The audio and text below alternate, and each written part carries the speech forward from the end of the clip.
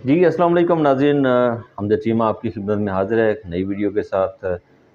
Video vlog का जो gap था वो काफ़ी अरसे से हुआ, कुछ वीडियो मैं शेयर करता था, इसलिए व्लॉग नहीं बना सका। तो आज से मैं दोबारा इस व्लॉग का आगाज़ कर रहा हूँ। तो आज की सबसे बड़ी ख़बर जो है, आज से सबसे बड़ी जो एक हादसा है वो ये हुआ है कि हलीमा खान पर हमला किया गया है। जब वो अडयाला जेल में तोशा खाना केस की हेयरिंग के लिए आई थी तो उन पे हमला किया गया है, अंडे मारे गए हैं और कुछ और।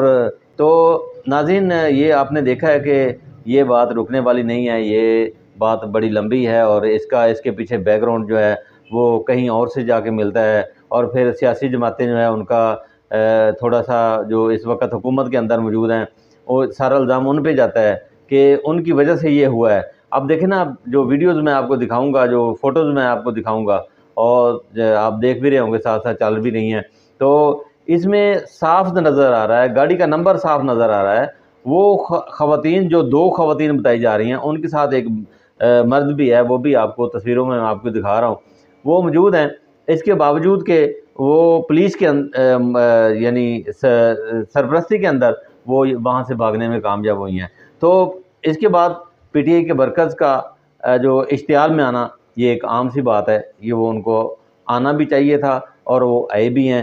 ये इस तरह के मामलात को बिगाड़ कर खामख़वाह हुकूमत जो है वो इंतशार पैदा करना चाह रही है। वैसे तो इंतशारी, अब देखें, ये इन इन हरकत से ये पता चल रहा है कि इंतशारी कौन है, कौन फ़साद इस मुल्क के अंदर बर्पा करना चाहता है, कौन फ़सादी है, कौन इंतशारी है। अब देखें, ये एक पीटीआई के लीडर, पीटीआई के बानी इमरान खान को गोलियों का निशाना बनाया गया। एक दफ़ा नहीं, कई दफ़ा उन पे हमले हुए। इसके बाद फिर पाकिस्तान तहरीक-ए-इंसाफ के जो सेक्रेटरी इत्तलात थे, उन पे ब्लेडों के साथ हमला किया गया, उनको ज़ख्मी किया गया और वो रूप था ख्वाजा सराओं का, ख्वाजा सराओं के रूप में उन पे हमला किया गया। और इस तरह मुख्तलिफ़ पीटीआई के रहनुमाओं के पास इन लोगों ने साथ बहुत ज़्यादा हमला करने की कोशिश की। आज जो वाक़या हुआ है हलीमा खान का, ये वाक़ई काबिल मज़म्मत वाक़या है। ऐसे वाक़यात जो है मुल्क को किसी और तरफ लेके जाएँगे और ये ग़ालिबन, अगर इनकी सोच ये है जो हमला करने वाले हैं कि हम ये ऐसा काम करके पीटीआई के वर्कर्स और हलीमा खान, यानी ख़ास तौर पर हलीमा खान और इमरान खान की बहनें, उनको दबा लेंगे, उनकी आवाज़ दबा लेंगे, वो कभी नहीं हो सकता। अब लोग जान देने के लिए तैयार हैं। ये क्या समझते हैं कि हम इनको इस तरह दबा के, डरा के, इस तरह के हालात जो है वो चेंज कर लेंगे, अपने हक़ में चेंज कर लेंगे। ये मुल्क के अंदर जो मर्ज़ी कुछ करते रहें, इनको कोई पूछने वाला नहीं है। कभी ये ज़बान के दौरे पे जाते हैं, कभी ये कहीं जाते हैं, पाकिस्तान का पंजाब का पैसा जो है वो ज़ाया कर रहे हैं, लोगों पे नाजायज़ टैक्सेस लगाकर ये वो पैसा हासिल करने की कोशिश करते हैं। कभी कूड़ा टैक्स, कभी कुछ, कभी कुछ।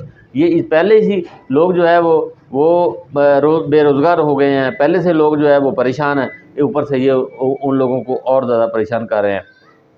तो आज की जो ये हादसा हुआ है, हलीमा खान पे हमला किया गया है, तो वाज़ेह तस्वीर जो है वो नज़र आ रही है। आने वाले कुछ घंटों के बाद ये सारी चीज़ें वाज़ेह हो जाएंगी। ये गाड़ी किसकी थी, ये गाड़ी के ऊपर जो है नंबर प्लेट जो है वो गलत लगी हुई थी, या किस तरह वो गाड़ी अंदर आई और किस तरह वो उन्होंने ये हमला किया।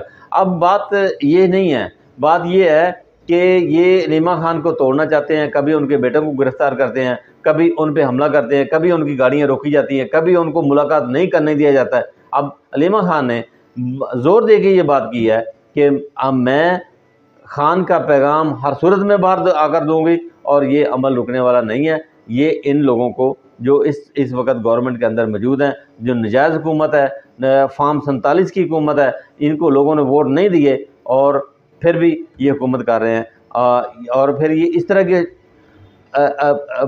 गंदी हरकतें कर रहे हैं। अब मैं तो इनको कहूँगा गंदी हरकत है। और ये कभी कभी किसी पे हमला करते हैं, कभी किसी पे अंडे फेंकते हैं, कभी किसी का जूता फेंकते हैं, कभी ये इस तरह आप गवर्नमेंट चला लेंगे या आने वाले दिनों में ये लोग वोट आपको दे देंगे, लोग वोट दे देंगे। लोग तो आपके ख़िलाफ़ हो चुके हैं, पाकिस्तान पूरा आपके ख़िलाफ़ हो चुका है, आपको वो वोट देने वाला नहीं है। किस तरह आप लोगों से वोट लेंगे, किस तरह आप लोग आगे हुकूमतें करेंगे, किस तरह, कितनी देर ये नाजायज़ हुकूमत आपकी चलेगी, कितनी देर दाँव धांधली आपकी चलती जाएगी। तो ये नाज़रीन ऐसे वाक़यात जो है वो नहीं होने चाहिए। ऐसे वाक़यात से इस मुल्क के अंदर इंतशार फैलता है। अब हमने सब ने देखना है कि इंतशार कौन फैला रहा है, कौन शरारत कर रहा है, कौन इस लोगों को इश्तियाल दिलवा रहा है। अब इमरान खान हर दिल के अंदर मौजूद है, हर ज़हन के अंदर मौजूद है, हर जगह मौजूद है। इमरान खान एक ब्रांड बन चुका है, इसको आप ख़त्म नहीं कर सकते। अल्लाह हाफ़िज़।